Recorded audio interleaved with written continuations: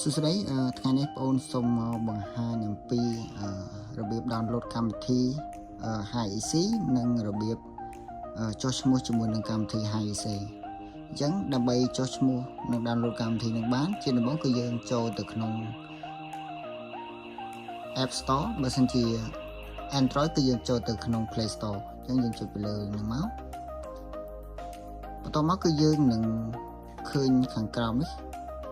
search បាទយើងចុចទៅលើនឹងមកគឺយើង search រកពាក្យថា Hi Easy វាយតាមខ្ញុំមក Hi Easy ខាងលើនេះបាទរូបរាងវាគឺបែបនេះអញ្ចឹងយើងចុច download មក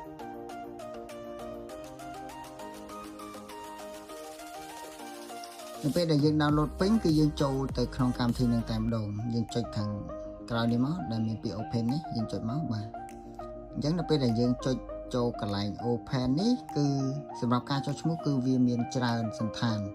យើងចង់ចុះឈ្មោះជាមួយនឹង Apple ID ក៏បានយើងចង់ចុះឈ្មោះជាមួយនឹង Google ក៏បានតែជាក់ស្ដែងបងអូនសូមបង្ហាញអំពីការចុះឈ្មោះជាមួយនឹង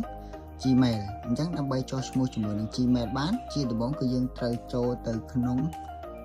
កន្លែងដែលគេដាក់ថា sign up now កន្លែងចុះឈ្មោះឥឡូវនេះអញ្ចឹងយើងចុចទៅលើនោះមកបាទអញ្ចឹងយើងពពេញ Gmail របស់យើងមកអញ្ចឹងខ្ញុំសូមដាក់ Gmail របស់ខ្ញុំ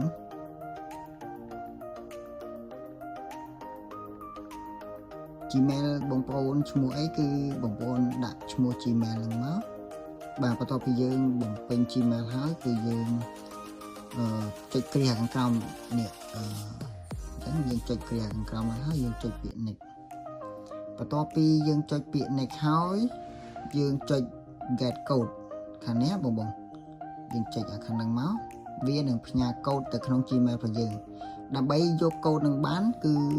តម្រូវឲ្យយើងចូលទៅក្នុង Gmail នេះឃើញទេវានឹងផ្ញើកូដមក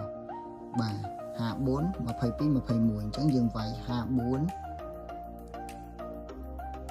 21បន្ទាប់ពីយើងវាយហើយ